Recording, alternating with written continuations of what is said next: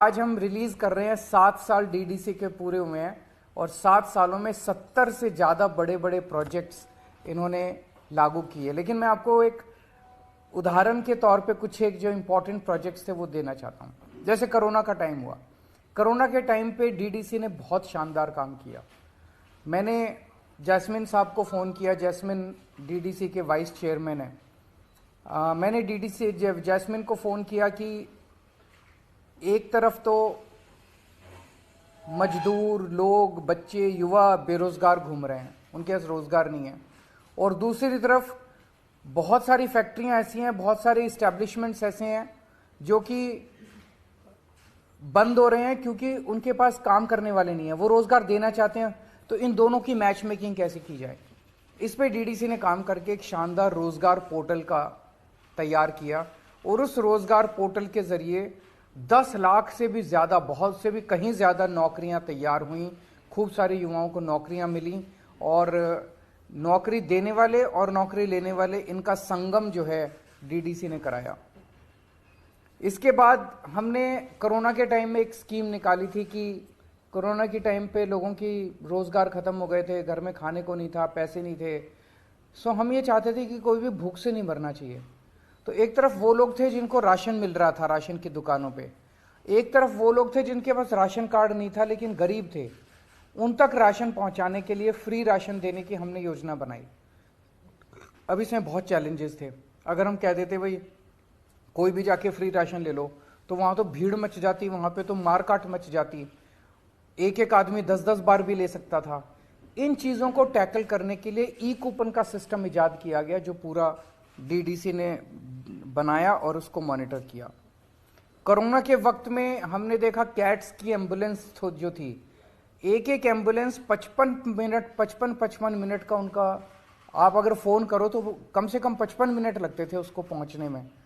उसको पूरे को सिस्टम को रीडिज़ाइन किया इन्होंने, नई खूब सारी एम्बुलेंसेज इन्होंने प्रोक्योर की और उस 55 मिनट को ये 18 मिनट पे लेके आए, जो कि बहुत बड़ा योगदान था कोरोना के टाइम पे।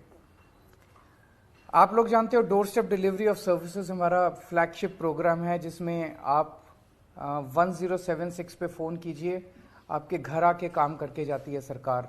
कोई कर्मचारी आपके घर आता है, आपका राशन कार्ड बनाना है, आपका कोई भी कनेक्शन लेना है, बिजली का, पानी का, घर आके करते हैं।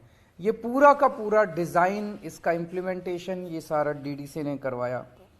दिल्ली की जो इलेक्ट्रिक व्हीकल पॉलिसी है, जिसकी चारों तरफ दुनिया भर में, केवल देश देश नहीं दुनिया भर में इतनी तारीफ हो रही है इलेक्ट्रिक व्हीकल पॉलिसी की, ये साल 1.5 साल तक डीडीसी ने जितने स्टेक होल्डर्स थे, जितने इसमें एक्सपर्ट्स थे, सबके साथ बहुत ज़्यादा रिगरस कंसल्टेशंस की है। ये कंसल्टेशंस नॉर्मल सरकारों के अंदर करना संभव नहीं होता कि अफसर इतने सारे कंसल्टेशंस कर रहे हैं। उन कंसल्टेशंस के बाद एक रॉबस्ट दिल्ली की इलेक्ट्रिक व्हीकल पॉलिसी आई जो कि बहुत सफल हो रही है। 2 साल के अंदर ही इतने बड़े स्केल के ऊपर व्हीकल्स खरीदे जा रहे हैं। और कल जो हमने एक नया मॉडल, यूनिक मॉडल पे हमने जो ईवी चार्जिंग स्टेशन चालू किया है, इसमें तो गाड़ियां चलाने का, स्कूटर चलाने की कॉस्ट भी बिल्कुल फ्रैक्शन पे आ गई है। 7 पैसे प्रति किलोमीटर पे आप स्कूटर चला सकते हैं, 8 पैसे प्रति किलोमीटर पे वो ऑटो चलेगा, 33 पैसे प्रति किलोमीटर कार चल सकती है। इस तरह का मॉडल पूरी दुनिया में कहीं नहीं देखा गया है। पूरी दिल्ली के अंदर जो इतना बड़ा नेटवर्क सीसीटीवी कैमरास का, कहा जा रहा है कि पूरी दुनिया में एडवांस्ड कंट्रीज को भी पीछे छोड़ दिया। न्यूयॉर्क, वॉशिंगटन, लंदन, टोक्यो, इनके अंदर भी सीसीटीवी कैमरास का इतना घना नेटवर्क नहीं है जितना दिल्ली के अंदर है। ये भी पूरा डिज़ाइन जो है वो मॉडल इन डीडीसी ने किया था। उसके बाद जितने डार्क स्पॉट्स थे दिल्ली के अंदर, जहाँ पे रात को अंधेरा होता था, वहाँ हम लोग स्ट्रीट लाइट लगाना चाहते थे। कई जगह देखा खंबा लगाने की जगह नहीं है, कई जगह कई सारी दिक्कतें थी। तो एक नया मॉडल आया कि लोगों के घरों के ऊपर हम लगाएंगे, लोगों के घरों से बिजली का कनेक्शन लेंगे और उनको हम रिफंड कर देंगे जितना खर्चा आया करेगा। ये वाला पूरा अब पूरे दिल्ली के अंदर एक बहुत बड़ा नेटवर्क स्ट्रीट लाइट्स का बन गया है। ये भी पूरा मॉडल डीडीसी ने इम्प्लीमेंट किया।